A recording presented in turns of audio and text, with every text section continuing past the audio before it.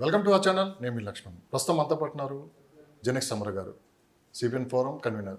So నమస్తే. నమస్తే. చాలా హ్యాపీగా ఉన్నట్లు కూడా కనిపిస్తున్నారు. సో మీరు పడ్డ కష్టం నిజంగా అది మాటల్లో చెప్పలేము. సో ముందుగా చంద్రబాబు నాయుడు అరెస్ట్ తర్వాత జరిగిన పరిణామాలు, సో మీరు ఒక నిర్ణయానికి వచ్చారు. మీరు ఖచ్చితంగా నేను కూడా ఏదో ఒకటి చేసి బాబు గారికి అండగా ఉండాలి, ప్రజల్లో మన వంతుగా బాబు గారికి జరిగిన అన్యాయాన్ని వెలుగెత్తి చాటాలి. ఎస్పెషల్లీ ఎన్ఆర్ఐలకి అయితే మీరు చెప్పిన ప్రతి మాట పూసగుచ్చినట్లు మనసులో పెట్టుకొని ఎక్కడెక్కడో వాళ్ళంతా వచ్చి ఈసారి గట్టిగా పట్టుబట్టి తెలుగుదేశం పార్టీని అఖండ విజయంతో గెలిపించడం జరిగింది. ముందుగా మీకు కంగ్రాచులేషన్. Thank you. ఖచ్చితంగా కూటమి 150 సీట్లు ప్లస్ వస్తాయని చెప్పింది ఇద్దరు. ఒకళ్ళు కేకే, రెండు అమర్. ఎలా సార్ ఇది మీరు ముందే ఊహించారు? 151 ప్లస్ అని చెప్పామండి. ఎందుకంటే ఇద్దరే, కేకే గారు అండ్ అమర్. అంటే నేను May 13th ఎలక్షన్ అయిన రోజే అనౌన్స్ చేశాను. ఆ తర్వాత 3 weeks గ్యాప్లో పలు ఛానల్ ఇంటర్వ్యూస్లో పలుమార్లు చెప్పాను. కాన్ఫిడెంట్గా 3 మాటలు చెప్పాను. ఒకటి వచ్చేసి 151 ఒక సీట్ ఎక్కువనే వస్తే కానీ తక్కువ రాదనేది ఒక మాట. రెండో మాట వచ్చేసి సెంటర్లో మనకి 20 నుంచి 22 సీట్స్ వస్తాయి కూటమికి, మన ఎంపీ సీట్స్ ఏవైతే ఉన్నాయో. మూడో మాట వచ్చేసి బాబు గారు కింగ్ మేకర్ అవుతారనేది సెంట్రల్లో మూడో మాట చెప్పాను. ఎందుకనంటే అండి, ఈసారి సెంట్రల్లో వచ్చే సీట్స్ ఏవైతే ఉన్నాయో అది టైట్ ఉంటుంది. మనకి ఇక్కడ ఆల్రెడీ 22 వస్తాయి కాబట్టి మనం కింగ్ మేకర్ అవుతామనేది ఒక క్లారిటీ ఉంది అక్కడ.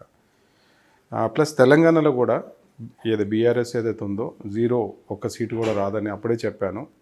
ఇక బీజేపీ కాంగ్రెస్కి చరి సమానంగా వస్తాయి అనేది ఆ రోజు కూడా అంచనా అదే వేసాము ఆ రోజు. అది ఇప్పుడు చాలా మందికి డౌట్ ఏంటి, ఎలా అనేది 151కి ఎలా అనేది ముద్దులు పెట్టడం నుంచి మొదలుపెట్టి ఒక్క ఛాన్స్ అని పబ్లిక్లోకి వెళ్ళటం వల్ల ఓన్ చేసుకున్నారు అందరూ.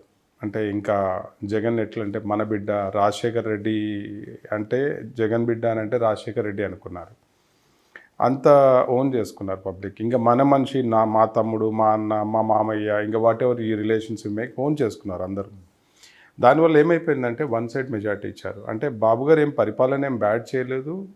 అప్పుడే కదా ఏపీ ఫార్మేషన్, అప్పుడే 2014లో సపరేట్ అయిన తర్వాత కొత్తగా స్టార్ట్ చేశారు. అట్లా అమరావతి క్యాపిటల్ ఇవన్నీ ప్లానింగ్ సెట్ చేసే టైంలో అన్ని ప్లానింగ్స్ అన్నీ అయిపోయినాయి. ఇంప్లిమెంట్ చేసేటప్పటికి గవర్నమెంట్ చేంజ్ అయింది. ఇంకా అప్పటికి లాస్ట్ టైం ఒకసారి కంటెస్ట్ చేశారు, 2004లో ఓడిపోయాడు. 2019కి వచ్చేసరికి ఒక ఛాన్స్ అనేసరికి పబ్లిక్ ఇచ్చి చూద్దాము రాజశేఖర్ రెడ్డికి అన్నట్టు, రాజశేఖర్ బిడ్డ అంటే రాజశేఖర్ రెడ్డికి అనే ఫీలింగ్స్తో ఉన్నారు. అప్పుడు వన్ సైడ్ మెజార్టీ 151కి ఇచ్చారు. ఈసారి వచ్చేసి గవర్నమెంట్ మీద చాలా బ్యాడ్ ఉంది. చాలా అంటే ఆల్మోస్ట్ 95% బ్యాడ్ ఉంది. ప్లస్ ఈసారి వచ్చేసి బాబు గారు అరెస్ట్ అయిన తర్వాత పలు రకాలుగా నాలాంటి వాళ్ళు ఇంకా మిగతా వాళ్ళు పలు రకాలుగా బయటకు వచ్చారు. ప్లస్ అరెస్ట్ అయిన తర్వాత బాబు గారిని ప్రూవ్ కూడా చేయలేకపోయారు. అంటే 53 days ఏది ప్రూఫ్ లేకుండా బాబు గారిని 1% ఆల్సో ఇది తప్పు చేశారని ప్రూవ్ చేయలేకపోయినారు. అప్పుడు ఒక విజనరీ లీడర్ని దేవుణ్ణి చేస్తారు అందరూ అరెస్ట్ చేయటం వల్ల కారణాలను. అప్పుడు ఏమైపోయిందంటే అండి, అప్పుడు జగన్కి వచ్చిన సింపతి కన్నా ఇప్పుడు ఆల్మోస్ట్ 10% ఎక్కువ వస్తుంది అనేది ఒక అంచనా. ఎందుకంటే అప్పుడు జగన్ మీద ఏదైతే రాజశేఖర రెడ్డి గారి మీద ఏదైతే సింపతి ఉందో, బాబు గారికి ఏదైతే ఉందో దానికి 10 రెట్ల సింపతి ఉంది. అయితే ఈసారి ఎలక్షన్స్ ఎలా జరిగినాయంటే జగనా బాబు గారా ఇలా జరిగింది. అంటే ఏ ఎమ్మెల్యే క్యాండిడేట్ కూడా వాళ్ళ ఫోటో మీద గెలవలేదు. జగన్ కోటేస్తారా, బాబు గారు కోటేస్తారా, ఆప్షన్ 1 ఆప్షన్ 2. ఎందుకంటే బాబు గారు ఎలా చేస్తారంటే బీజేపీ అదర్ పార్టీస్ ఏవైతే ఉన్నాయో, బీజేపీ కానీ జనసేన కానీ అన్ని అలయన్స్లో చేస్తారు. ఇంకా అదర్ ఆప్షన్ ఏముంది, ఒకటి ఇది రెండే ఆప్షన్స్ ఉన్నాయి. అదొక మెయిన్ పెద్ద ప్లస్ మనకి బాబు గారిని అరెస్ట్ చేయడం అట. ఇంకా వాళ్ళ ఓన్ ఫ్యామిలీలో లైక్ షర్మిల ఏదైతే ఉందో వాళ్ళ మదరు, వాళ్ళ సిస్టర్స్ ఇద్దరు కలిసి జగన్ చేసిన అరాచకాలు అన్నీ పబ్లిక్లోకి తీస్తాం మొదలుపెట్టారు. అంటే మా డాడీలా కాదు, లాస్ట్ టైం ఒక ఛాన్స్ అన్నారు, సిస్టర్లో పెట్టిన ఇబ్బందులు, వాళ్ళ మదర్ కూడా షర్మిల కోటేయమని చెప్పడం, అదొక 1-2% తేడా వస్తుంది అనేది ఒక అంచనాకు వచ్చాం. దాని తర్వాత టీచర్ ఓట్స్ ఏదైతే ఉన్నాయో ఆ టీచర్ ఓట్స్ లాస్ట్ టైం పడిన పర్సంటేజ్కి ఈసారి 3 రెట్లు అధికంగా పడటం. అప్పుడు 1,00,000 చిల్లర అయితే ఇప్పుడు 5 లక్షల దాకా పడటం. దాని తర్వాత ఎన్ఆర్వీస్ బయట అబ్రాడ్ నుంచి రావటం కానీ, హైదరాబాద్ ఏపీ బయట ఉన్నవాళ్ళు ఎలా వెళ్ళారంటే అండి, సంక్రాంతికి సిటీ ఎంత ఖాళీ అవుతుందో దానికి 10 రెట్లు వెళ్ళారు. ఆ వేవ్, ఆ సింపతి వేవ్. అంటే వెళ్ళిన వాళ్ళు ప్రతి వాళ్ళు టీడీపీకి ఎందుకు ఓటేస్తారు అనే దానికి కూడా ఒక సమాధానం ఉంది. విజయవాడ హైవే ఎక్కిన వాళ్ళు మ్యాక్సిమం 99% టీడీపీకి వేస్తారు. బెంగళూరు హైవే ఎక్కిన వాళ్ళు 50-50 ఛాన్సెస్ ఉంటాయి. అంటే వైఎస్ఆర్సీపీకి టీడీపీకి ఛాన్సెస్ ఉంటాయి. ప్లస్ జనాలకి మేము 9 నెలలు జనాల్లో ఉన్నాము. అంటే యూఎస్లో ఉన్నాము, ఈవెంట్స్ చేసాము, హైదరాబాద్లో చేసాము, బెంగళూరు, చెన్నై, ఏపీలో ఈవెంట్స్ చేసాము, ప్లస్ రచ్చబండలు చేసాము, కార్నర్ మీటింగ్స్ చేసాము, పలు రకాలుగా ఆ చివరి నుంచి ఈ చివరి వరకు ఏపీ మొత్తం ట్రావెల్ చేసాము. జనాల్లో భయం ఉంది, మాట్లాడే స్వేచ్ఛ లేదు, బతికే స్వేచ్ఛ లేదు, నడిచే స్వేచ్ఛ లేదు, వేటికి స్వేచ్ఛ లేదు. Everything is controlled, monitor by local leaders. స్వేచ్ఛ అని ఒక పదం వాడారు. యా, రిజల్ట్ తర్వాత అఖండ విజయం, దాదాపు 163 సీట్లతో ఘన విజయం సాధించింది.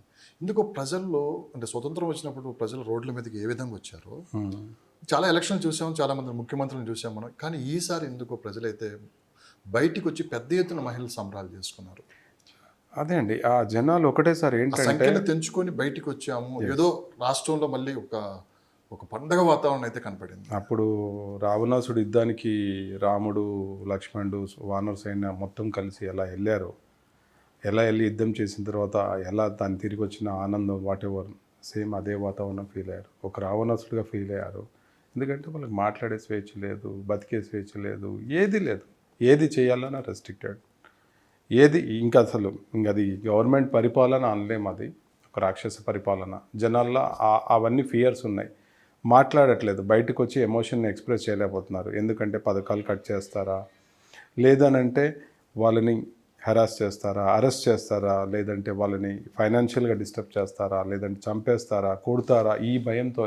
అందుకనే జనాలు అంతా డిసైడ్ అయిపోయినారు, డబ్బులు తీసుకుందాము, ఇటు చేద్దాం, ఈ రాక్షస పాలన అంతం చేద్దాము. అది కూడా ఎలా అంటే ఇంకా జగన్కి అల్టిమేట్ ఏంటంటే లైఫ్లో ఇప్పటివరకు ఏడవలేదు. ఆ రోజు ప్రెస్ మీట్ పెట్టి ఫస్ట్ టైం 5 ఏళ్లలో ఫస్ట్ టైం ప్రెస్ మీట్ పెట్టి, పరిపాలనలో ఉన్నప్పుడు ప్రెస్ మీట్ కూడా తెలియని మనిషి, చూసి కూడా చదవటం రాని మనిషి లిటరల్లీ ప్రెస్ మీట్ పెట్టి ఏడ్చాడు.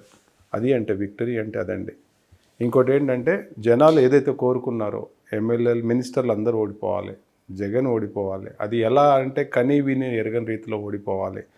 అందరూ పర్టికులర్గా రోజా, వంశీ, నాని, ఎవరైతే ఉన్నారో, అనిల్ కుమార్, మెయిన్ ఎవరైతే ఉన్నారో జనాలు కోరుకున్నారు, బలంగా కోరుకున్నారు. దేవుడికి ప్రార్థనలు, వాట్ ఎవర్ అన్నీ అండి, ఏదైతే కోరుకున్నారో 100% నెరవేరినాయి. అంటే ఇక వన్ సైడ్ ఇంకా అల్టిమేట్ ఇంకా దానికి. ఎందుకంటే ఇష్టం ఉన్నట్టు బూతులు, ఇష్టం ఉన్నట్టు అరాచకాలు, మాఫియా అంటే మాఫియాకే అర్థం చెప్పారు. మాఫియా ఇన్ని రకాలుగా ఉంటాయా, బీహార్తో పోల్చారు. డ్రగ్స్ అనుకోండి, శాండ్ అనుకోండి, మైనింగ్ అనుకోండి, లిక్కర్ అనుకోండి, you name the thing there is a mafia. అలా చేయటం వల్ల ఇవన్నీ పల్సు మేము అన్నీ ఫైండ్ అవుట్ చేసామండి. దానివల్ల నేను దృఢంగా ఒకటే నమ్మాను, 151కి అలా చేసిన రాక్షసుడికే 151 ఇస్తే, బాబుగారు ఆల్రెడీ చూశారు, బాబుగారి పరిపాలన చూశారు, బాబుగారిని అరెస్ట్ చేసి ప్రూవ్ చేయలేకపోయారు. అలాంటి బాబుగారికి ఎన్ని సీట్స్ వస్తాయి? అప్పుడు అరెస్ట్ గురించి మాట్లాడారు. విజయాన్ని అయితే అందరూ సంబరాలు చేసుకుంటున్నారు. ఇంత ఘన విజయం వెనక చాలా కష్టం ఉంది. సో మీ దగ్గర నుంచే మొదలు పెడుతున్నది. ముందుగా చంద్రబాబు నాయుడు గారి అరెస్ట్, ఆ తర్వాత జరిగిన పరిణామాలు, మీరు తీసుకున్న route map, so CBN forum ఏర్పాటు చేయడం, మీరు తీసుకున్న అతిపెద్ద డెసిషన్లో ఒకటి ఏంటంటే, అప్పటికి మీ రాజకీయ నాయకులు అందరూ తెలుసు, మీరు రాజకీయ నాయకులు తెలుసు. హైదరాబాద్లో చాలామందికి జనక సంబరం అంటే ఎవరో తెలుసు, కానీ మిగతా ప్రాంతాల్లో పెద్దగా ఎవరికి తెలియదు. ఎప్పుడైతే మీరు వైఎస్ఆర్సీపీ నాయకులకి ప్రచార వెహికల్స్, క్యాన్వాస్ వెహికల్స్ మేము చేయమని చెప్పి ఒక బోర్డు పెట్టారు, చూసారా? అది కాస్త విజయసాయి రెడ్డి ఏకంగా దాని మీద ఒక ట్వీట్ కూడా చేయడం జరిగింది. అంటే వైఎస్ఆర్సీపీలోనే దాన్ని పెద్ద భూతద్దం పెట్టి చూపించడం జరిగింది. సార్, మీరు ఆ డెసిషన్ తీసుకున్నప్పుడు మీకు ఎటువంటి ఇబ్బందులు ఎదుర్కొన్నారు? తర్వాత రూట్ మ్యాప్ ఏ విధంగా మీరు తీసుకుని వెళ్ళారు? ఆ ఫోరం అనేది మీరు ఎలా ముందుకు తీసుకుని వెళ్ళారు? బాబు గారు అరెస్ట్ అయినప్పుడు అండి, ఎందుకంటే తెలుగు ప్రజలు, టీడీపీతో నడిచిన ప్రజలకి ఒక సిస్టమేటిక్ పోయే అలవాటు ఉంటుంది. అదే వైఎస్ఆర్సీపీ జగన్ అరెస్ట్ అయ్యంటే తగిలి పెట్టేసేవాళ్ళు ఏపీని. అలా బాబు గారు అరెస్ట్ అయినప్పుడు చేయలేదు. ఎందుకు చేయలేదని అంటే, బాబుగారు నమ్మకం ఉంది, బాబుగారు క్లీన్గా బయటకు వస్తారనేది. అందుకనే బాబుగారు ఒకటే చెప్పారు, నేను క్లీన్గా వస్తాను, నేను తప్పు చేయలేదు, నమ్మారు బాబుగారు.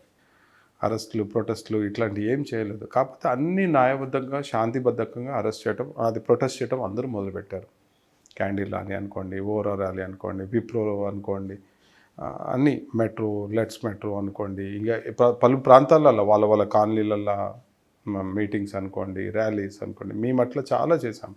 ఆ చేసే టైంలోనే ఇక్కడ ఆ రోజు ఉన్న ప్రభుత్వం బీఆర్ఎస్, ఆ రోజు కేటీఆర్ కూడా కొన్ని వ్యాఖ్యలు చేయటం, సో ఆ కార్యక్రమాలు కూడా అడ్డుకునే ప్రయత్నం చేయటం, చాలా దాన్ని చేశారు. అధిగమించి మీరు మళ్ళీ అతిపెద్ద సభ, హైదరాబాద్ చరిత్రలోనే అతిపెద్ద సభ, ఐటీ ఎంప్లాయీస్ తోటి మీరు గ్రాట్యుటీ ఈవెంట్ అదొక 50,000 మందితో జరిగిందండి. అది పార్టీ జెండా లేకుండా ఒక పబ్లిక్ బాబు గారి ఫోటో మీద 50,000 మంది రావటం అనేది చిన్న విషయం కాదండి. అది సరిగ్గా అదే టైంలో ఆంధ్రప్రదేశ్లో టర్నింగ్ పాయింట్ అనుకోవచ్చు. ప్రతి ఒక్కళ్ళు యా తమ బాధ్యతగా బయటకు వచ్చి పోరాటాలు చేశారు. ఫస్ట్ పునాది పడింది అక్కడే అని చెప్పి కూడా అంటున్నారు. ఎస్, మనం బ్యానర్ కట్టిన తర్వాత అండి ఎమోషనల్గా అందరూ బయటకు వచ్చారు. అంటే అప్పటి వరకు అందరు ఎవరి ఇంట్లో వాళ్ళు బాధపడేవాళ్ళు, స్టోర్కి వచ్చి నా దగ్గర వచ్చిన వాళ్ళు డిస్కస్ చేసేవాళ్ళు, అయ్యో ఇది అవుతుంది, బాబు గారు ఇలా అవుతుంది, అలా అవుతుంది, ఇవాళన్నా వస్తారు, ఇవాళన్నా వస్తారు, వెయిట్ చేస్తూ చూస్తూ ఉన్న టైంలో ఇంకా ఇది కాదు, ఇంకా ఇలా ఉంటే కాదు, అందరినీ బయటికి తీసుకొని రావాలి, నా వంతుగా నేను ఏదైనా చేయాలనే ఉద్దేశంతో ఆ బ్యానర్ ఆ రోజు డిజైన్ చేశాము. I don't do sales and service to YSR party leaders and supporters అని చెప్పేసి. అది ఎందుకు చేశాననే దానికి కూడా అర్థం ఉంది. ఎందుకంటే ఇప్పుడు ఒక వ్యవస్థ, వైఎస్ఆర్సీపీ ఒక జగన్ బాబు గారిని ఏదో చేయాలి, ఇంకా నెక్స్ట్ ఎలక్షన్స్కి లేకుండా చేయాలి అనే ఉద్దేశంతో చేశాడు. నేను ఒక ఇండిపెండెంట్గా నేనేం చేయగలుగుతాను, బయటకు వచ్చి ప్రొటెక్ట్ చేయగలుగుతాను, లేదంటే అందరినీ ఇన్స్పైర్ చేయాలి, లేదంటే అందరు బయటకు వచ్చేలా చేయాలనే ఉద్దేశంతో నా లైఫ్ రిస్క్ తీసుకొని చేశాను. ఎందుకంటే లైఫ్ ఎందుకు రిస్క్ మాట్లాడుతున్నానంటే అండి, అప్పుడు ఇక్కడ బీఆర్ఎస్ ఉంది, అక్కడ వైసీపీ గవర్నమెంట్ ఉంది. నెక్స్ట్ మళ్ళీ బీఆర్ఎస్ అక్కడ వైఎస్ఆర్ గవర్నమెంట్ వస్తే నన్ను పునాదులతో లేపేస్తారు ఇద్దరు కలిసి, సామ్రాజ్యం లేపేస్తారు. లేదు ఇక్కడ కాంగ్రెస్ వచ్చి అక్కడ వైఎస్ఆర్ వచ్చినా మనం అవుట్ అవుతాము. ఎందుకు అవుట్ అవుతామంటే అక్కడ వైఎస్ఆర్ వచ్చింది అనుకోండి, నాకున్న కస్టమర్స్ 50 వాళ్ళు 50% టీడీపీ వాళ్ళు ఉంటారు, వాళ్ళు ఎట్లయినా రారు.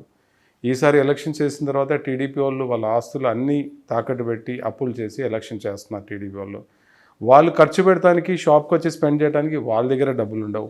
ఇటు వీళ్ళు రాక అటు వాళ్ళు రాక రెండు విధాలుగా డ్యామేజ్ అయ్యేది. ఏం సార్ ధైర్యం ఏంటి మీకు? అదృష్టం కొద్ది ఏంటంటే మంచి జరిగేది ఉంది, ప్రకృతి కూడా సహకరించింది, నేచర్ కూడా సపోర్ట్ చేసింది. ఇక్కడ కాంగ్రెస్ వచ్చింది, అక్కడ టీడీపీ వచ్చింది. సో లక్కీలీ మనం సేవ్ అయిపోయినాం. లేదు అని అంటే ఇంకా అది ఎంత. మీ ఫ్రెండ్స్ కూడా చాలా మంది వద్దు అలా చేయొద్దు అని చెప్పి కూడా చాలా వరకు ఆపే ప్రయత్నం చేశారన్నారు అందరూ. ఇనిషియల్గా నేను చెప్పినప్పుడు అందరూ అదే చెప్పారండి.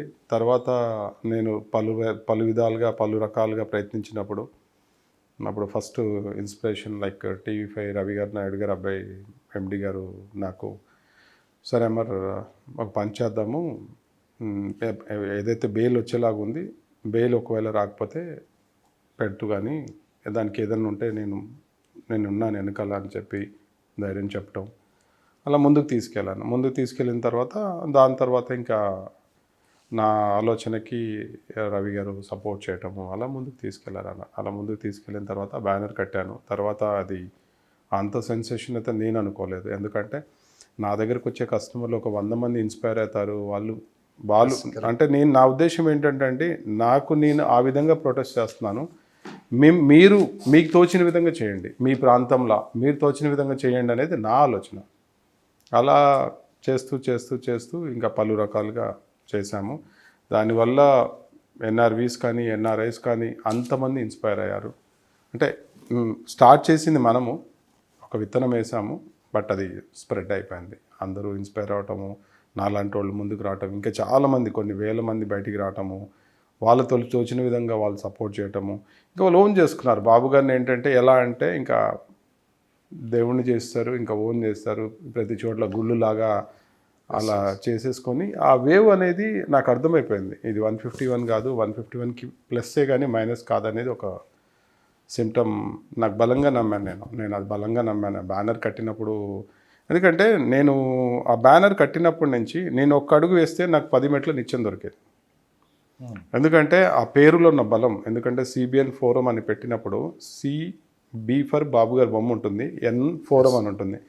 చరిత్రలో అదృష్టం మనకే దక్కింది. సిబిఎన్ ఫోరంలో బాబు గారు బొమ్మ పెట్టేది, బాబు గారి పేర్లో బొమ్మ పెట్టే అదృష్టం ఎవరికి దక్కలేదు. అది అలా ఏమైందంటే ప్రతిదీ ఒక అడుగు వేస్తే 10 అడుగులు నిత్యం దొరకటం వల్ల నేను ఒకటే బలంగా నమ్మేవాళ్ళం. అంత ఫోర్స్ మనకి సపోర్ట్ వస్తుందని అంటే ఏదో జరిగేది ఉంది, ఏదో అద్భుతం జరిగేది ఉంది దృఢంగా నమ్మాము. ఇంకొక అదృష్టం కూడా ఉంది ఇక్కడ మీకు. ఎన్నికల ప్రచారంలో మొదటి స్టెప్ మీదే, ఎందుకంటే మొదటి కారు కూడా మీరు క్యాన్వాస్ వెహికల్ అయితే మీరే డిజైన్ చేసింది. టాప్ సెలబ్రిటీస్ బాలకృష్ణ గారు కావచ్చు, చాలామంది, పవన్ కళ్యాణ్ గారికి చేసాము, చంద్రబాబు గారికి ఇప్పుడు ల్యాండ్ క్రూజర్ చేసాము, స్పెషల్గా డిజైన్ చేసి ఇచ్చాము. అందరికీ చేసాము, వెంకట్రావు గారికి చేసాము, పెన్నస్వామి గారు చేసాము, లైక్ చింతమనేని గారికి, ఉదయగిరి సురేష్ గారికి, అందరికీ చేసామండి. లైక్ కుప్పంలో వెళ్ళి బాబు గారి కాన్స్టిట్యున్సీలో అన్ని వెహికల్స్కి ఎల్లో చేసాము, శ్రీకాంత్ గారు ఎమ్మెల్సీ ఆధ్వర్యంలో. అలా అలా వాళ్ళు పలు రకాలుగా ఏపీ మొత్తం ఎల్లోమైన్ చేసాం వెహికల్స్కి. మనం ఎంతవరకు చేసామనేది తర్వాత అండి. ఆ వెహికల్స్ చూసి చింతమనేని గారి ఎగ్జాంపుల్లో వెహికల్స్ చూసి వాళ్ళ ఫాలోవర్స్ అంతా టాప్ ఎల్లో చేసుకున్నారు. అలా ఏంటంటే మనం ఏం చేసామంటే ఒక విత్తనం నాటితే ఆ విత్తనం అలా స్ప్రెడ్ అయిందండి. అంటే వాళ్ళు ఇప్పుడు ఎలక్షన్ దానికి ఎగ్జాంపుల్ ఓటర్ది రిజిస్ట్రేషన్ మనం ప్రజెంటేషన్, పవర్ పాయింట్ ప్రజెంటేషన్ చేసి ఎలా చేసుకోవాలనేది ఒక ఈవెంట్ చేసాం మనం. దానివల్ల ఏమైందనంటే అందరూ ఇన్స్పైర్ అయిపోయి పలు రకాలుగా వాళ్ళ ఏరియాస్లో వాళ్ళు చేశారు. అట్లా ఏంటంటే మనం స్టార్టప్ని అందరూ అలా అలా అలా ముందుకు తీసుకెళ్లారు. సోషల్ మీడియాలో ఒక ట్రెండ్ క్రియేట్ చేశారు. యా, మీ వెహికల్స్ ఎక్కడ పెట్టినా కానీ చాలామంది అభిమానులు కూడా అంటే ఇవే మెయిన్ మనకి ఆ వెహికల్స్ డిజైన్ కానీ రాష్ట్ర చరిత్రలో ఎన్నడూ లేని విధంగా ఈసారి మీరు స్పెషల్ డిజైన్ చేశారు బాలకృష్ణ వెహికల్ గారు కావచ్చు. చాలా ఎలా అనిపించింది సార్ మొత్తం? అంటే ఒకసారి ఓ పక్క ప్రచార బాధ్యతలు, మరో పక్క సిబిఎన్ ఫోరం బాధ్యతలు, మరో పక్క ఒక స్పెషల్ వెహికల్స్ డిజైన్, ఎలా సార్ ఇదంతా మీకు ఆ టైం ఎలా? యాక్చువల్లీ ఆ టాస్క్ ఏంటంటే వాళ్ళు వైఎస్ఆర్ వాళ్ళు 4-5 సీట్ల మీద స్పెషల్ టాస్క్ పెట్టారు. బాలయ్య గారిది, పవన్ కళ్యాణ్ గారిది, బాబు గారిది, లోకేష్ గారిది. అప్పుడు వసుంధర మేడం ఒకటే టాస్క్, ఎట్లయినా బాలయ్య గారికి 1% కూడా డిస్టర్బ్ కావద్దు. అప్పుడు ప్రపోజల్ ఇచ్చాము, ఒక వెహికల్, ఒక బాధ్యతగా వెహికల్ చేద్దామని డిజైన్ చేశాము. అప్పుడు ఆ వెహికల్ స్పెషల్గా వసుంధర మేడం గారు దగ్గరుండి పర్యవేక్షణలో చేశారు. అంటే మనం చేసిన వెహికల్ ఇంటికి తీసుకెళ్ళి ప్రజెంటేషన్ ఇచ్చాను. అంటే ఇలా ఉంటాయి అన్నప్పుడు తను ఇంప్రెస్ అయ్యి బాలయ్య గారికి ఒకటి చేద్దాం, మనం ఒక వెహికల్ చేద్దామని మనకి ఇచ్చారు ఆపర్చునిటీ, చేసి ఇచ్చాము.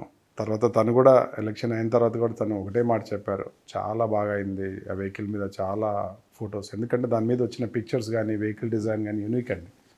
అలా ఎప్పుడు ఎవరు చేయలేదు. మాస్గా ఉండదు, క్లాస్గా ఉంటుంది, వెహికల్ దగ్గరికి వెళ్ళి ఫొటోస్ దిగేలాగా ఉంటుంది. సిబిఎన్ ఫోరం మీరు ఏర్పాటు చేసినప్పుడు అంత ఈజీ అయితే కాదు ఇది. దీనిలో కూడా చాలా వెనకలాగే ప్రయత్నం కూడా చేశారు. సరే, ఎలా సార్ ఈ రూట్ మ్యాప్ ఎలా తయారు చేసుకున్నారు మీరు? అసలు ఎంతమంది ఇందులో మీరు భాగస్వాములు అయ్యారు? ఆల్మోస్ట్ డైరెక్ట్ భాగస్వాములు 30 చిల్లర ఉన్నారండి. ఫీల్డ్ మీద ఒక 500+ మెంబర్స్ ఉన్నారు. నేను ఒకటే నమ్ముతానండి, నాకు ఏదన్నా ఆపర్చునిటీ వచ్చిందంటే అది ఏదో విధంగా నెరవేరుతుంది అనేది బలంగా నమ్ముతాను నేను. ఎందుకంటే సిబిఎన్ ఫోరం ఎస్టాబ్లిష్ అయిందంటే ఒక కార్యం అయ్యేది ఉంది కాబట్టి ఎస్టాబ్లిష్ అయిందని నేను నమ్ముతాను.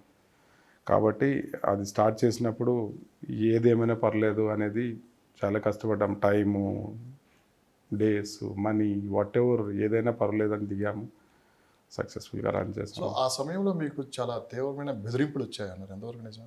అన్నీ అయినండి. ఫైనాన్షియల్ బర్డెన్ ఉంటుంది, బెదిరింపులు ఉంటాయి, అన్ని రకాలుగా ఉంటాయండి. కాకపోతే తెగించి ఎవరు మీకు కాల్ చేసి ఆ రోజు మిమ్మల్ని? అన్నోన్ నెంబర్స్ అండి. ఎట్లా ఉంటుందంటే అన్ని STD, ISD numbers, unknown numbers, లోకల్గా షాప్కి వచ్చేసి ఎక్కడ మీ సారు బ్యానర్ తీస్తారా లేదా, రేపు వచ్చేస్తాము, అద్దాలు వాళ్ళు కొట్టేస్తాము. సార్ మా సార్ చూసుకుంటారులేండి, మీకు ఏదైనా చేయాలంటే మీరు చేసేసుకోండి, అది మీ ఇష్టం, అది కెమెరాస్ ఉన్నాయి, అన్నీ రికార్డ్ అవుతాయి అని చెప్పారు. నేను షాప్ బంద్ చేసినప్పుడు కూడా నేను లేనప్పుడు వచ్చి డ్యామేజ్ చేసి వెళ్తాం. అలా పలు రకాలుగా వాళ్ళ ప్రయత్నాలు వాళ్ళు చేశారు. ఇంకా మనం తెగిచ్చేసాము. ఇంకా బ్యానర్ కట్టిన మొదటి రోజు నుంచి నాకు తెలుసు, ఇప్పటికీ ఆ బ్యానర్ అలా ఉంది. ఒకసారి ఆ బ్యానర్లో ఏం రాశారో మళ్ళీ ఒక్కసారి చెప్పగలరా? అదే ఐఎమ్ విత్ సిబిఎన్ అనేది పైన, నేను I'm with CBN to esteem supporters and party leaders of YSR supporters and party leaders, we suspend sales and service to YSR party leaders అని పెట్టి. సో మొత్తం మీద తీసుకున్నారంటే చరిత్రలో కనీ విని ఎరగని రీతిలో ఈ విజయాన్ని ఇచ్చారు. విజయంలో మీరు కూడా వన్ ఆఫ్ ది పార్ట్ అయ్యారు. సో మొత్తం రిజల్ట్ తర్వాత ఎవరి దగ్గర నుంచి ఫస్ట్ కాల్ మీకు వచ్చింది? లోకేష్ బాబు గారు, బాలకృష్ణ గారా, లేకుండా చంద్రబాబు నాయుడు గారా, లేదంటే పవన్ కళ్యాణ్ గారు? ఇంకెవరు లేరండి, చెప్తున్నాను కదా, మన సహాయం మనం చేసామండి, అది ఇంకా లేదండి. నేను మేడం వసుంధర గారికి అందరు చేశాము. వాళ్ళంతా చాలా అప్రిషియేట్ చేశారు. మీరు చేసిన దానికి ఎలక్షన్ బాగా అయింది అని చెప్పారు. కాబట్టి మనం ఏంటంటే అండి, అందరికీ మనం ధైర్యం చెప్పడం సరిపోయిందండి. పాయింట్ ఏంటంటే ఆరామస్థాన్ రిజల్ట్ రాగానే అందరు ఫోన్ చేసేసి ఏంటంటే ఎవరు గారు ఇలా అయిపోయింది, ఇలా అయిపోయింది, వందల కాల్స్ మీకు వచ్చాయండి ఇలా అయిపోయిందని అంటే, లేదమ్మా అలా ఏం లేదు, 150+ వస్తాయని వాళ్ళకి ధైర్యం చెప్పడము. నేను చేసిన అనాలిసిస్ వీడియోస్ చేసేసి వాళ్ళకి పంపించడము. తర్వాత సర్వే రిపోర్ట్స్ ఏదైతే నేషనల్ ఛానల్స్లో వచ్చిన 40 సర్వే రిపోర్ట్స్లో ఒక 5 మాత్రమే వాళ్ళకి ఫేవర్ ఇచ్చారని అవి షేర్ చేసి వాళ్ళ ధైర్యము. ఎందుకంటే ఏడ్ చేస్తున్నారు లిటరల్గా. ఏమవుతుంది, నిద్రలు పట్టట్లేదు, తినాలనిపించట్లేదు, అసలు ఏమవుతుంది అని నాయకులు ఫోన్ చేశారా మీకు? అలోమయం చేశారండి. నాయకులు కూడా భయపడ్డారు లిటరల్లీ. ఎందుకంటే వెంకట్రావు గారు మంచి ఫోన్ చేసి కేకే సర్వే ఇలా అన్నారు, అసలు మన గన్నవరం ఉందా లేదా అని అడిగారు. గన్నవరం ఉందా లేదా, అప్పుడు నేను కేకే గారికి ఫోన్ చేసినప్పుడు, లేదండి గన్నవరం గెలవబోతున్నాము, 40,000 పైన మెజార్టీతో గెలవబోతున్నాం అన్నారు. ఇప్పుడు అదే మెసేజ్ వాళ్ళకి చెప్పిన తర్వాత వాళ్ళు సంతోషంగా హ్యాపీగా ఫీల్ అయ్యారు. నేను కూడా కొన్ని ఈక్వేషన్స్ చెప్పాను. అతనికే నమ్మకం లేక పారిపోయినాడు, ఎలా గెలుస్తారంటే అదేంటంటే అది పర్సనల్, ఇద్దరికి పర్సనల్ ఇది ఉందండి. వెంకట్రావు గారికి కేసు వేసాడు ఆరామస్థాన్ మీద. సర్వే చేస్తామని చెప్పేసి ఆరామస్థాన్ డబ్బులు తీసుకొని చేయకుండా వంశీకి ఫేవర్గా సర్వే ఇచ్చి ఏదో చేశారు. అంటే అక్కడ ఏదో పర్సనల్ ఇది ఉంది. ఎందుకంటే వాస్తవం, ఎందుకంటే ఏ పేర్లు చెప్పినప్పుడు వంశీ గారి పేరు ఒకటి గెలుస్తాడు అని చెప్పడంలో అర్థం ఏంటి చెప్పండి. గుడిగారు నాని పేరు చెప్పలేదు, ఇట్లాంటి ప్రముఖుల పేర్లు చెప్పకుండా వంశీ పేరు చెప్పడంలో నాని ఏంటి, రోజా పేరు చెప్పలేదు. మంత్రులు ఓడిపోతారు, బాబు గారు గెలుస్తారు, లోకేష్ గారు, పవన్ కళ్యాణ్ గారు, బాలయ్య గారు భారీ మెజార్టీతో గెలుస్తారు, మంత్రులు ఓడిపోతారు అన్నారు. మంత్రులు ఓడిపోయినప్పుడు ప్రభుత్వం ఎలా ఫామ్ అవుతుంది? ఎమ్మెల్యేలు కాదు కదా రూల్ చేసేది, మాత్రం మంత్రులు చేసే ఏదైతే పథకాలు వాటెవర్ వాళ్ళ ఇది ఉంటాయి కదా స్ట్రాటజీస్. సీఎం తర్వాత మంత్రుల తర్వాత ఎమ్మెల్యేలు. మంత్రులే ఓడిపోయినప్పుడు ఎమ్మెల్యేలు ఎలా గెలుస్తారు, సీఎంకి భారీ మెజార్టీ ఎలా వస్తుంది? ఆ చిన్న ఈక్వేషన్ వాళ్ళు స్కిప్ చేశారు. ఆరామస్థాన్ లాంటి అంత పెద్ద అయినా అది ఎలా అనేది అర్థం కాలేదు. ఒక మాట అన్నారు, అంటే విజయవాడ హైవే మీదకి వచ్చిన ప్రతి వెహికల్లో దాదాపు వైఎస్ఆర్సీపీకి అనుకూలంగా ఓట్లు పడ్డాయని చెప్పన్నారు. కానీ పూర్తి విరుద్ధం. ఇక్కడ కొన్ని వందల మంది ఆరామస్థాన్ చెప్పిన మాటలు విని ఈరోజు వాళ్ళ పరిస్థితి ఏంటని కూడా వాళ్ళకి అర్థం కాని. అదేం లేదండి, ఆరామస్థాన్ చెప్పిన తర్వాత చాలామంది బెట్టింగ్స్ కట్టేశారు. అప్పటి వరకు ఇటు కట్టిన వాళ్ళంతా ఆ ఒక్కరోజు 2 రోజులు ఇటు కట్టేశారు. అంటే బెట్టింగ్ ఇన్ఫ్లుయెన్స్ చేశారో, బెట్టింగ్ వాళ్ళు ఇన్ఫ్లుయెన్స్ చేశారో, లేకపోతే వైఎస్ఆర్ ఇన్ఫ్లుయెన్స్ చేశారో. ఎందుకంటే అండి, వైఎస్ఆర్కి రావట్లేదని చెప్పిన తర్వాత ఏ ఒక్క కార్యకర్త కూడా వెళ్ళి కౌంటింగ్ కూర్చోడండి బూత్లో. ఎందుకనంటే కౌంటింగ్లో కూర్చుంటే వాళ్ళు నోట్ అయిపోతారు. గవర్నమెంట్ లేనప్పుడు రేపొద్దున గవర్నమెంట్లో వస్తే ప్రాబ్లమ్స్ వస్తాయని వాళ్ళకు తెలుసు.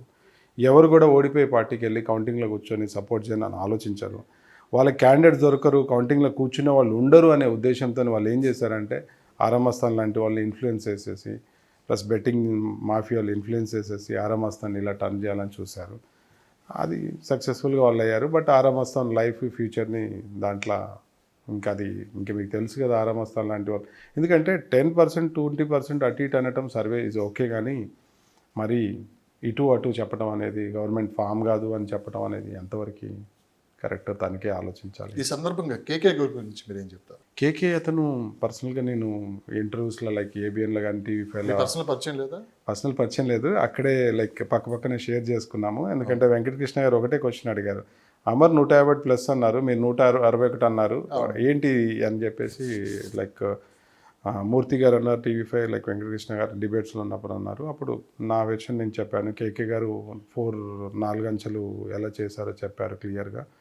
తను క్లియర్గా చెప్పారు, అంటే టీడీపీ సానుభూతి అని కాకుండా క్లియర్గా ఎలా చేశారు చెప్పారు. నేను చెప్పినప్పుడు ఏంటంటే టీడీపీకి సపోర్ట్ చేస్తున్నాడు కాబట్టి ఆ సపోర్ట్ అలా ఆ సానుభూతిని చెప్తున్నాడు అని జనాలు అనుకున్నారు. కేకే చేసినప్పుడు ఏంటంటే ఏదో చెప్పేస్తున్నాడులే, 110 120 అనే టార్గెట్లో ఉన్నారు అందరూ. ఇంకా రవిప్రకాష్ గారు 150 అన్న తర్వాత, ఆర్టీవీ అన్న తర్వాత ఇంకా పలు జస్ట్ మన వేల మీద లెక్కపడేవాళ్ళు. మీరు ఒకళ్ళు, ఆర్టీవీ రవిప్రకాష్ గారు కావచ్చు, కేకే గారు కావచ్చు, కొంతమంది ఖచ్చితంగా. నేను అనేది ఎలక్షన్ అయిన రోజు నుంచి 151కి ఒకటి ఎక్కువ కానీ తక్కువ కాదని చెప్పాను. తర్వాత ఎగ్జిట్ పోల్స్ కేకే గారు చెప్పారు 2 డేస్ ముందు. తర్వాత రవిప్రకాష్ గారు ఇంకా 160 నేను 150 అన్న తర్వాత వాళ్ళకి యాక్చువల్ ఫిగర్ వచ్చింది 135. కానీ ఎవరు దాన్ని ప్రేక్షకులు వీక్షించరని దాన్ని ముందుకెళ్ళదని వాళ్ళు 150కి ఇచ్చేసారు ఫిగర్. అది ఇంకా దాన్ని అలా సెట్ చేశారనమాట ఫిగర్ని. మీరు వెలిగించిన అఖండ జ్యోతి గురించి ఒక్కసారి నాకు ఎక్స్ప్లెయిన్ చేయాలి. ఆ బ్యానర్ కట్టి ఆ రోజు ఏదైతే మనం అఖండ జ్యోతి వెలిగించామో ఆ రోజు నుంచి మే 13th వరకు దాన్ని ఆరకుండా అది రోజు వెలిగేలాగా, అందరికీ కనిపించేలాగా, ఆ హీట్ని అందరికీ తగిలేలాగా, ఆ హీట్తోనే అందరూ కదిలేలాగా ఈసారి ఎలక్షన్ ఓట్ వేయాలి అనే దాకా చేశాం. ఓట్ వేయాలి, భాగస్వాములు కావాలి. భాగస్వామి ఎలా అనుకున్నారు? ఫైనాన్షియల్ సపోర్ట్ చేసే వాళ్ళు సపోర్ట్ చేయాలి. వెనుక మీరు వెళ్ళి ఊర్లో పనిచేసేవాళ్ళు, మీ ఊర్లో విలేజ్లో పనిచేసేవాళ్ళు విలేజ్లో పని చేయాలి. లేదంటే బ్యాక్ ఎండ్ టెక్నికల్ సపోర్ట్ చేసేవాళ్ళు టెక్నికల్ సపోర్ట్ చేయాలి. మీకు ఏది మీకు మీ చేతిలో ఏ పని ఉంటే మీకు ఏది మీ టైము అండ్ మీ పర్మిట్ చేస్తుందో అలా మీ మోటివేట్ చేయడం వల్ల ఎవ్రీథింగ్ హ్యాపెండ్ ఇన్ అట్లా. ఆ రోజు రాత్రి చింతమనేని గారు కూడా ఒకటే మాట అన్నారు. రేపు ఎలక్షన్ అనగా ఆ రోజు రాత్రి ఒకటే మాట అన్నారు. ఈరోజు నేను ప్రశాంతంగా ఎలక్షన్ ఉన్నా పనుకోబోతున్నానంటే అంటే ఒకటే కారణం, మీరు ఎన్ఆర్ఎస్ వచ్చేలాగా మీరు చేసిన విధానము ఇవాళ నాకు ప్రశాంతత కలిగింది. ఆ ఫండింగ్ అనుకోండి, వాట్ ఎవర్ వాళ్ళు వచ్చి వర్క్ చేయటం కానీ ఇవన్నీ విధానం ఏదైతే ఉందో ఇవాళ నేను సవ్యంగా ఎలక్షన్ చేయగలిగినాను. మీరు లేకపోతే చేయలేను. ఎందుకంటే ఎంపీ సపోర్ట్ చేయలేదు, బాబు గారు చేశారు కానీ ఎంపీ సపోర్ట్ చేయలేదు. ఇవన్నీ పలు కారణాలు చెప్పారనమాట. అట్లా ఎగ్జాంపుల్స్ ఉన్నాయండి, చాలామంది చెప్తున్నాను కదా. అట్లా అందరికీ చేసాం. రాము గారు కానీ, వెంకట్రావు గారు కానీ, అట్లా పిన్నసాని అందరికీ చేసాం అలా ఎగ్జాంపుల్స్. సో ఆ టైంలో ఎలా అనిపించింది సార్ వాళ్ళు మీకు మళ్ళీ రిటర్న్ ఫోన్ చేసి? అదే అండి, ఎందుకంటే ఆ యజ్ఞంలో మేము పార్ట్ అయినందుకు చాలా హ్యాపీగా ఉంది. ఎందుకంటే ఏదైనా మంచి దాంట్లో కార్యంలో మనం భాగస్వామి అయినందుకు డెఫినెట్లీ. ఎందుకంటే చరిత్రలో సిబిఎన్ ఫోరం ఒక లిఖితం, చరిత్రలో ఇదొక బ్రాండ్, ఇదొక ఆ పేరు అనేది ఉంటుంది. డెఫినెట్లీ బాబు గారికి ఒక బుక్ రాస్తారు ఎప్పుడైనా. ఆ బుక్లో సిబిఎన్ ఫోరం పేజ్ ఒకటి ఉంటుంది. ఎందుకంటే మనం చేసిన పని అలాంటిది. ఇంకా ఫర్దర్గా కూడా నెక్స్ట్ 5 years కూడా అలానే చేయబోతాము సోషల్ సర్వీసెస్. బుక్ గురించి మాట్లాడారు కదా, లోకేష్ బాబు గారు రెడ్ బుక్ ఒకటి ఉంది, మీకు ఐడియా ఉంది? మీకు ఏమైనా ఐడియా ఉందా రెడ్ బుక్లో ఎవరెవరు ఉన్నారు? అంటే అంతకుముందు మీ కస్టమర్లు ఇద్దరు ఉండేవాళ్ళు, అంటే కొడాలి నాని గారు, వల్లభనేని వంశీ గారు. దారుణమైన ఓటమిని అయితే చవి చూశారు. ఓల్డ్ కస్టమర్స్ మీకు ఖచ్చితంగా ఎంత క్లోజ్ అయినా కానీ మీరు స్పష్టంగా అయితే చెప్పారు, ఎవ్వరికి నేను దగ్గరికి కూడా రాని అని చెప్పారు. ఆ రెడ్ బుక్లో మరి వీళ్ళ పేర్లు, రెడ్ బుక్లో ఏముంటుందంటే అండి, వాళ్ళు చేసిన అరాచకాలు, ఎంతమంది చంపారు, ఎలా హింసించారు, దళితుల మీద ఎలా ఇచ్చేశారు, ఎవరి మీద లీగల్గా కేసెస్ లీగల్గా వెళ్తారండి. ఇల్లీగల్ ఏముండదు. రెడ్ బుక్ అంతా లీగల్గా ఉంటుంది. లీగల్గా దాంట్లో అంతా ఫైలింగ్ అంత ఉంటుంది. లీగల్గా ఎవరెవరు ఏం చేశారు మీరు చూశారు కదా. గెలవంగానే అందరూ పారిపోయారు లీవ్లలో, సిఎస్ ఖండించి అందరూ లీవ్లలో వెళ్ళిపోయారు. ఎవరైతే ముందే స్టేట్ వదిలేసి వెళ్ళిపోయారు. అట్లాంటి చాలామంది ఇంకా ఉంటుందండి. ఇంకా సార్ మీరు బిజినెస్లో చాలా బిజీగా ఉంటారు ఇక్కడ హైదరాబాద్లో. సో మీరు నల్గొండ అనుకుంటాం, ఇది నల్గొండ. అప్పట్లో నల్గొండ డిస్టిక్, ఇప్పుడు సూర్యాపేట డిస్టిక్ తెలంగాణ. సార్ మీరు గ్రౌండ్ లెవెల్లోకి వెళ్ళినప్పుడు ఆంధ్రప్రదేశ్లో ఎలాంటి విధ్వంసం జరిగింది, ప్రజలు ఎందుకు ఇంత తీవ్రమైన వ్యతిరేకత చూపించారంటే ఏం చెప్తారు సార్? సార్ ఏపీ అనేది వ్యవసాయానికి పెట్టింది నెంబర్ 1 ప్లేస్. గ్రీనరీ కానీ వాట్ ఎవర్ 20 ఏళ్ళు వెనక్కి తీసుకెళ్ళిపోయాడండి ఈ 5 ఏళ్లలో. 20 ఏళ్ళు వెనక్కి అంటే అర్థం చేసుకోండి. బాబు గారు ఏమో డిజిటల్ అంటాడు, ఇతనేమో డిజిటల్ నడవదంటాడు లిక్కర్ దగ్గర. ఇలా బాబు గారు ప్రతిదీ రివర్స్ అండి, ప్రతిదీ రివర్స్. 20 ఏళ్ళు వెనక్కి తీసుకెళ్ళాడు. అప్పుడు జనాలు అంతా రియాక్ట్ అయిపోయారు, చాలా అంటే చాలా రియాక్ట్ అయ్యారు. కొన్ని ఎగ్జామ్స్ మాట్లాడుకుందాము. లిక్కర్ గురించి మీరు ఏం చెప్తారు సార్? ఆంధ్రప్రదేశ్లో లిక్కర్ బిజినెస్ గురించి, రైట్గా క్యాష్ తోటి బిజినెస్ జరిగింది అక్కడ. స్వేచ్ఛ లేదండి. లిక్కర్ అనేది మనం ఏం తాగాలనే దానికి స్వేచ్ఛ లేదు. నీకు నచ్చిన బ్రాండ్ కొనుక్కొని నచ్చినట్టు తాగేదానికి స్వేచ్ఛ లేదు. అంటే నువ్వు ఏ బ్రాండ్ పెడితే, నువ్వు ఏ కొత్త బ్రాండ్ ఏది తయారు చేస్తే అదే కొనుక్కోవాలి అని అంటే ఎలా ఉంటుంది? మీరు ఆలోచించండి. ఇక్కడ స్ట్రైట్ పాయింట్ ఏంటంటే ఎంతమంది జీవితాలు ఈ లిక్కర్ వల్ల నాశనం అయిపోయాయి. చాలా అండి. గ్రౌండ్లోకి వెళ్ళి తిరిగి కౌంట్లెస్ అండి. ఎందుకంటే చెప్పనండి, కొన్ని ఎగ్జామ్స్ మీ గ్రౌండ్లోకి వెళ్ళి చిన్న ఎగ్జాంపుల్ అండి. అతను 1000 రూపాయలు సంపాదించుకుంటాడండి రోజువారీ కూలీ అనుకోండి, ఆటో డ్రైవర్ అనుకోండి, ఎవరైనా అనుకోండి. ఇంతకుముందు ఒక క్వార్టర్ 100 రూపాయలు తీసుకొని 80 100 ఏదో టీడీపీ గవర్నమెంట్ అప్పుడు తీసుకొని కోట తాగేసి ఇంటికి వెళ్ళిపోయాడు. అవి కొంచెం బ్రాండెడ్ కాబట్టి సరిపోద్ది, మోతాదు సరిపోయేది. ఇప్పుడు ఏంటంటే అదే క్వార్టర్ని వితౌట్ బ్రాండెడ్, వితౌట్ లేబులింగ్, అదే వాడి ఇష్టమున్న లేబులింగ్ 200 రూపాయలు చిల్లర చేశారు. ఆ 200 తాగితే సరిపోయేది కాదు, మళ్ళీ ఇంకో క్వార్టర్ తీసుకోవాల్సి వచ్చింది. అది 400 అయ్యేది. 400 ఇక్కడే ఇదైతే ఇంట్లో ఏమి ఇస్తాడు? ఇంట్లో నడిపేది తన భార్యే కదా నడిపేది. 600 తీసుకెళ్ళి ఇంట్లో ఇస్తే పెద్దవాళ్ళకి ఏం చేస్తుంది, పిల్లలకి ఏం చేస్తుంది, ఫ్యామిలీకి అందరికి కావాల్సిన భోజనాలు, మెడికల్ ఎలా కుదురుతాయి? కానీ ఇక్కడ బ్రహ్మశాని చంద్రశేఖర్ గారు ఒక మాట అన్నారు, ఆ లిక్కర్ మొత్తం టెస్ట్ చేయించారంట. ఇక్కడ చేస్తే దారుణమైన ఫలితాలు వచ్చాయంట. ఇది భవిష్యత్తులో కరోనా కన్నా ప్రమాదకరమైనది, ఇక ముందు ముందు చాలా హెల్త్ ప్రాబ్లమ్స్ వాళ్ళు ఫేస్ చేయబోతున్నారని చెప్పి కూడా ఆయన. స్పిరిట్స్ అండి అవన్నీ నథింగ్ బట్ అది ఆల్కహాల్, అవన్నీ చాలా చాలా. ఇంకా అది ఎట్లా అంటే తాగే పదార్థం కాదు అది. సార్, జగన్మోహన్ రెడ్డి గారు అంటే రిజల్ట్ తర్వాత ప్రెస్ మీట్ పెట్టడం జరిగింది. సో ఫస్ట్ టైం ఆయన మొహంలో కొంత ఆందోళన, కళ్ళంటి నీళ్ళు కనపడ్డాయి. ఆయన ఇప్పటికీ అంటారు 40% 39% మాకు ఓట్ బ్యాంకింగ్ వచ్చింది, కానీ నేను నమ్ముకున్న నా పథకాలు, నా ఎస్సీ, నా ఎస్టీ, నా బీసీ, నా మైనారిటీ వీళ్ళంతా ఇడిపోయారు, నన్ను ఎవరు మోసం చేశారు, ఆధారాలు ఉన్నా కానీ బయట చెప్పుకోలేని పరిస్థితి అని చెప్పి ఆయన మాట్లాడటం కూడా జరిగింది. అదే అండి, ఇప్పుడు ఆయన ఒకటే నమ్మాడు. పతాక స్థాయికి పరిస్థితికి ఎవరు సార్ కారణం దీనికి? ఎవరంటే గమనించిందండి అదండి, అరాచకమే కారణం అంతే. జనాల మాట్లాడే స్వేచ్ఛ, బతికే స్వేచ్ఛ, నడిచే స్వేచ్ఛ హరించడం అదే కారణం. పథకాలు ఇచ్చేసి నువ్వు మాట్లాడటానికి వీల్లేదు, నువ్వు ప్రతిదీ రెస్ట్రిక్ట్ చేస్తే ఎలా కుదురుతుంది?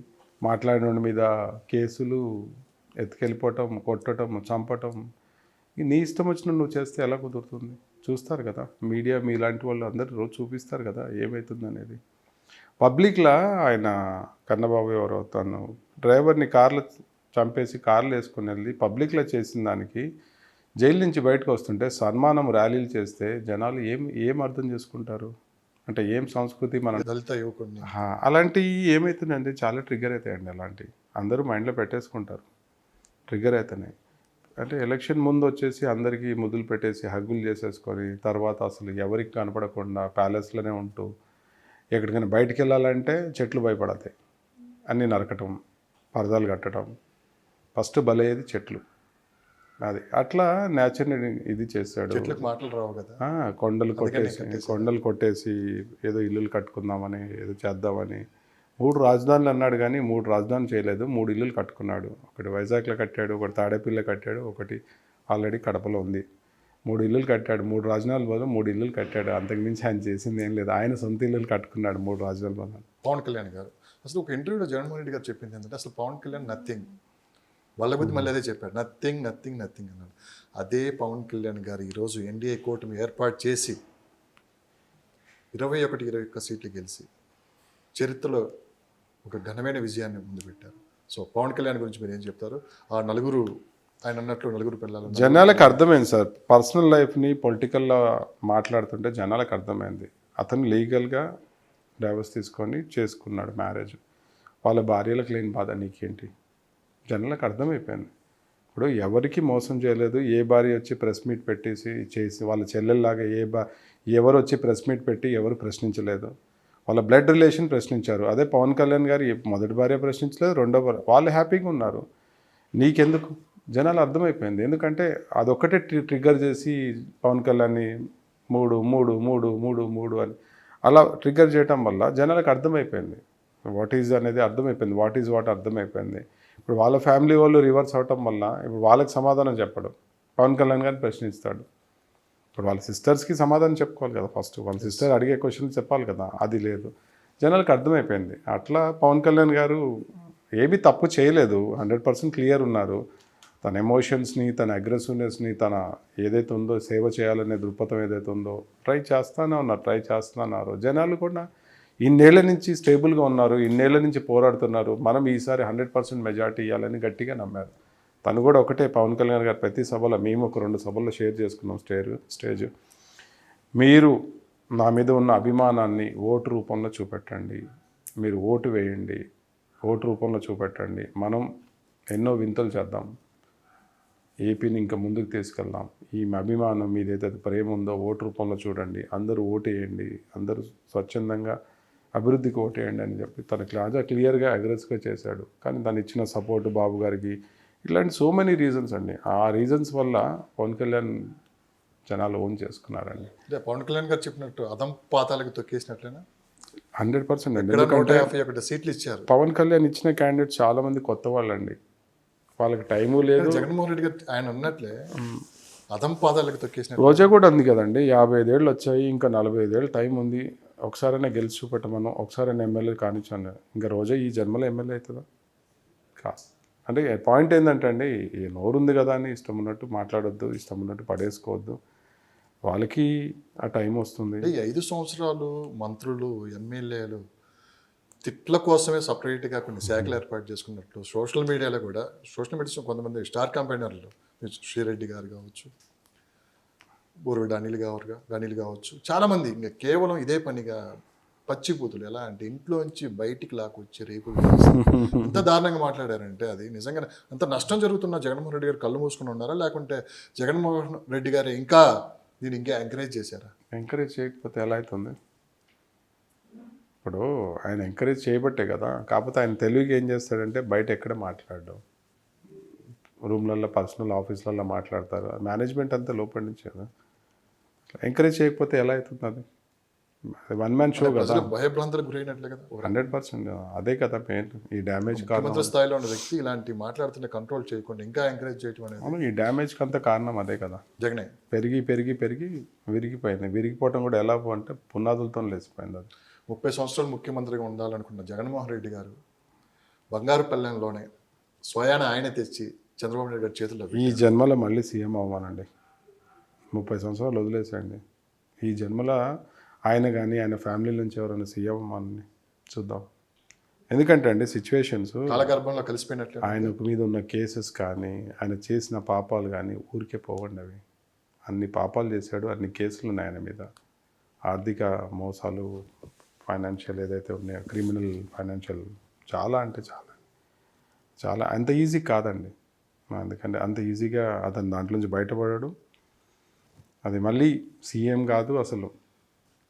జగన్మోహన్ రెడ్డి ఈసారి ఓడిపోయినా ఆశ్చర్యపడాల్సిన విషయం. ప్రతిపక్ష నాయకుడు అయితే కేబినెట్ హోదా ఉంటుంది, కానీ ఈసారి ప్రతిపక్ష హోదా కూడా లేదు. ఇప్పుడు ఆయన ఎక్కడ కూర్చుంటారు, అసెంబ్లీకి వస్తాడా రారా, ఇది పెద్ద ఎత్తున చర్చ అయితే ముందు కార్యకర్తను ఎలా కాపాడుకోవాలి, వీళ్ళు ఉంటారా, ఒక్కరోజు కూడా భవిష్యత్తు ఏంటి అనేది ఒక అంధకారంగా వాళ్ళకి కనపడుతుంది. ఒక్కరోజు కూడా అసెంబ్లీ రారండి. ఎందుకంటే అసెంబ్లీ వస్తే త్రిబుల్ గారు వెంకటరావు గారు తొక్కేస్తారు, లిటరల్లీ కాలు కింద తీసి తొక్కేస్తారు.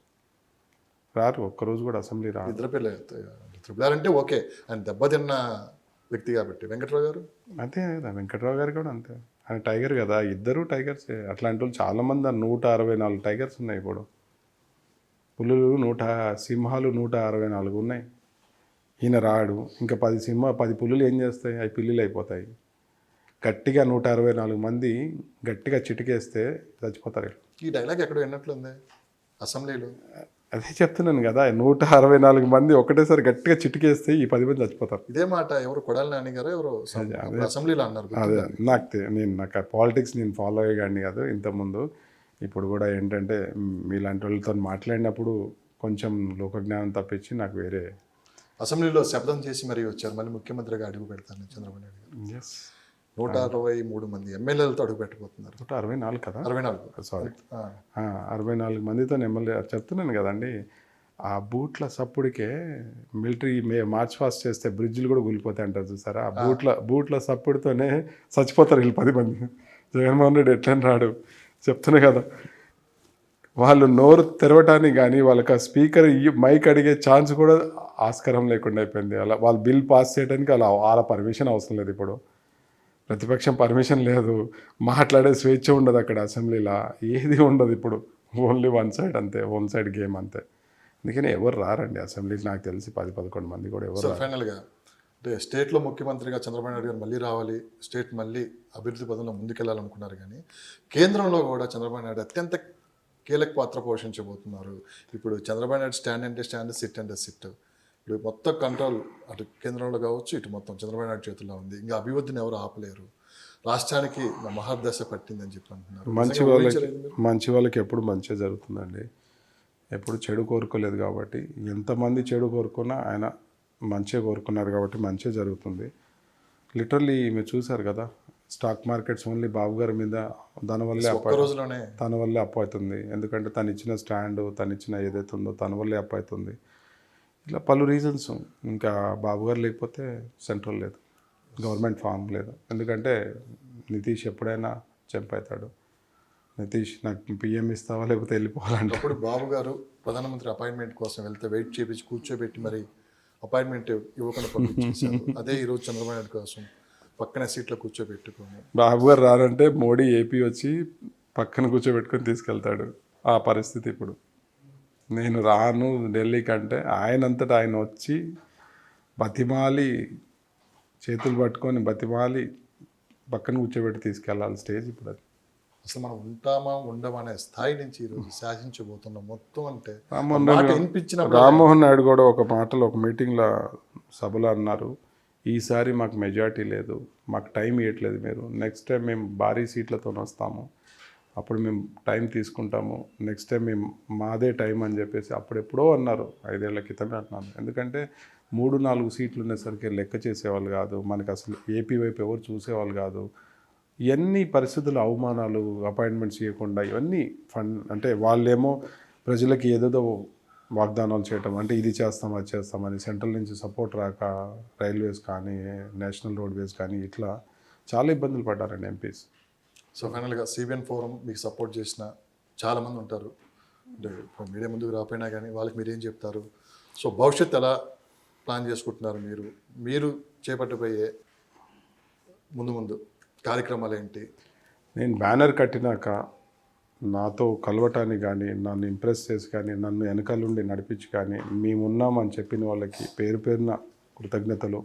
సిబిఎన్ ఫోరం అయిన తర్వాత మా టీం సభ్యులు కానీ అందరూ, మా టీం సభ్యులు కానీ ఎంతోమంది స్వచ్ఛందంగా వాళ్ళు తోచినట్టు చాలామంది ఫైనాన్షియల్ సపోర్ట్ చేశారు. మేము ఎవరిని అడగలేదు, బట్ చాలామంది ఫైనాన్షియల్ సపోర్ట్ చేశారు. చాలామంది మేమున్నాము, మీకు ఏది కావాలన్నా మేమున్నామని చెప్పేసి చాలామంది అది పలు రకాలుగా మాట అవ్వచ్చు, వాళ్ళు స్వచ్ఛందంగా వచ్చి ఈవెంట్స్లో పాల్గొనడం అవ్వచ్చు, పలు రకాలుగా చేశారు. అందరికీ పేరు పేరున కృతజ్ఞతలు అండి, ధన్యవాదాలు. ఎందుకంటే మీరు లేకపోతే ఇది అయ్యేది కాదు, నేను ఒకరిని చేసేది కాదు, మీరు ఒకరు చేసేది కాదు. అందరం యాజ్ ఎ టీమ్గా స్వచ్ఛందంగా అందరం కలిసి చేసాము ఇది. ఈ యజ్ఞంలో అందరం పేరు పేరున అందరికీ కృతజ్ఞతలు అండి. థ్యాంక్ యూ అండి అందరికీ. మీ పాత్ర ఎలా ఉండబోతుంది? లెట్స్ హోప్ అండి. ఇంకా చాలా ప్రాజెక్ట్ 1 సక్సెస్ఫుల్గా అయిందండి, బ్లాస్ట్ అయింది. ప్రాజెక్ట్ 1 365 డేస్ మూవీ లాగా అయింది. ప్రాజెక్ట్ 2 వచ్చేసి అన్ని ప్లానింగ్ నడుస్తుందండి. మీరు కూడా ఒక కీలక పదవి చేపట్టబోతున్నారు వినిపిస్తున్న మాట. లేదండి అట్లా లేదు, అంటే చాలా వరకు ఇప్పుడు మాట్లాడుతున్నది కూడా ఇదే బయట. అవునా? అంటే ఎలాంటి బాధ్యత ఇచ్చినా కానీ మీరు చేపట్టడానికి రెడీగా ఉన్నారా? ఏదన్నా నేను అర్హుండి అని వాళ్ళు అనిపిస్తే దానికి ఎవరు కాదంటారండి. ఎందుకంటే పదవి ఉంటే బాధ్యత పెరుగుతుంది, ఇంకా చేయాలి అనేది ఇది ఉంటుంది. ఇప్పుడైతే స్వచ్ఛందంగా చేసాం, ఇలాంటి కూడా అవసరం కదా సార్. స్వచ్ఛందంగా చేసాం. ఇప్పుడు నెక్స్ట్ 5 years కూడా స్వచ్ఛందంగా చేయబోతున్నాం. దానికి లాంగ్ టర్మ్ ప్లాన్ కూడా మనం ప్లాన్ చేసాం నెక్స్ట్ 5 yearsకి. రేపు అమరావతి ప్రమాణ స్వీకారానికి వెళ్తున్నారా? తప్పకుండా అండి. అంటే జనకిస్తామర్ ఇప్పుడు 2 రాష్ట్రాల్లో ఒక పెద్ద సెలబ్రిటీ. థ్యాంక్ యూ అండి, థ్యాంక్ యూ. ఎందుకంటే అంటే అంత ఈజీగా అయితే ఏదో మనం అనుకున్నంత కాదండి. మీరు పడ్డ కష్టం, మీరు బయట కన్నా ఎక్కువ గ్రౌండ్ లెవెల్ ఎక్కువ వర్క్ చేశారు. అది లోకేష్ గారికి బాగా తెలుసు ఆ విషయం. ఎందుకంటే మీకు పడ్డ కష్టమైన వాళ్ళు దగ్గర నుండి చూశారు.